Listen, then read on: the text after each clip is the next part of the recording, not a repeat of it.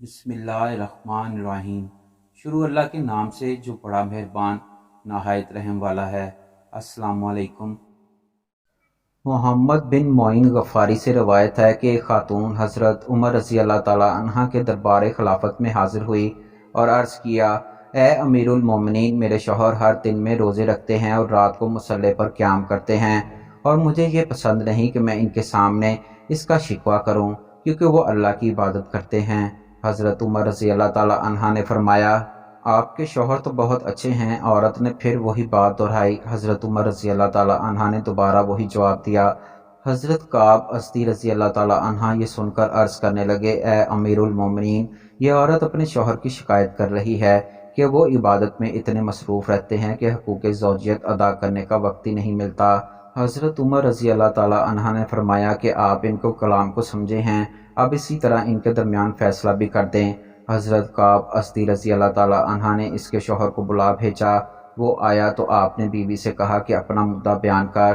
اس نے اشعار میں یوں کہا، اے حکمت والے فیصلے والے قاضی، میرے دوست کو اس کی مسجد نے میرے بستر سے غافل کر دیا ہے، اس کی عبادت نے اسے میری خوابگاہ سے بے پرواہ کر دیا ہے، اور اس کا دن رات اس کو سونے نہیں دیتا، اور عورتوں کے معاملے میں ان کی تعریف نہیں کرتی۔ جب شوہر نے بیوی کا شکوہ سنا تو جواب شکوہ کے طور پر کہا، اس کے بستر اور خوابگاہ سے غافل ہو گیا، بس میں ایسا آدمی ہوں جس کو بھلا دیا۔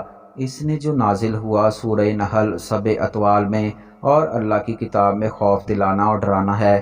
یہ سن کر حضرت کعب ازدی رضی اللہ تعالیٰ عنہ نے بھی شعر میں جواب دیا، بے شک اے شخص، اس کا تجھ پر حق ہے، 4 راتوں میں تو جا، اس کے پاس ضرور جا، یہ نصیحت ہے عقل مند کے لیے، لہٰذا اس کو یہ حق دے اور ہیلے بہانے چھوڑ۔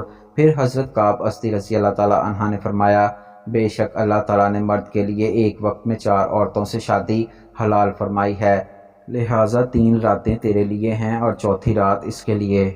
یہ حدیث بخاری مسلم شریف میں موجود ہے، اور روایت ہے کہ حضور صلی اللہ علیہ وآلہ وسلم باہر جانے لگے تھے، تنہا تھے، میں بھی ساتھ ہو لیا۔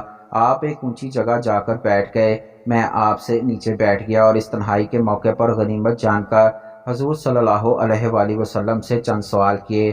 حجۃ الوداع میں حضور صلی اللہ علیہ وآلہ وسلم نے فرمایا، 4 گناہوں سے بچو، اللہ کے ساتھ شرک، کسی حرمت والے نفس کا قتل، زنا کاری اور چوری۔ مسند احمد میں حضور صلی اللہ علیہ وآلہ وسلم نے اپنے اصحاب سے پوچھا، زنا کی بابت تم کیا کہتے ہو؟ انہوں نے جواب دیا، وہ حرام ہے اور وہ قیامت تک حرام ہے۔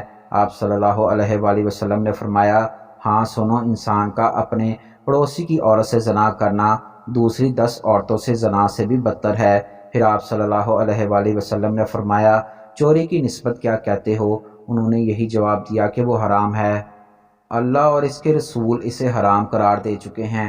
آپ نے فرمایا، سنو، 10 جگہ کی چوری بھی اتنی بری نہیں جیسی پڑوس کی 1 جگہ کی چوری۔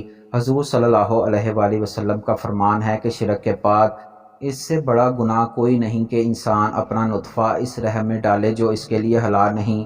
یہ بھی مروی ہے کہ بعض مشرکین حضور صلی اللہ علیہ وآلہ وسلم کے پاس آئے اور کہا، حضرت آپ کی دعوت اچھی ہے، سچی ہے، لیکن ہم نے تو شرک بھی کیا ہے، قتل بھی کیا ہے، زنا کاریاں بھی کی ہیں، یہ سب کام باکثرت کیے ہیں، تو فرمائیں ہمارے لیے کیا حکم ہے؟ اس پر یہ آیت اتری۔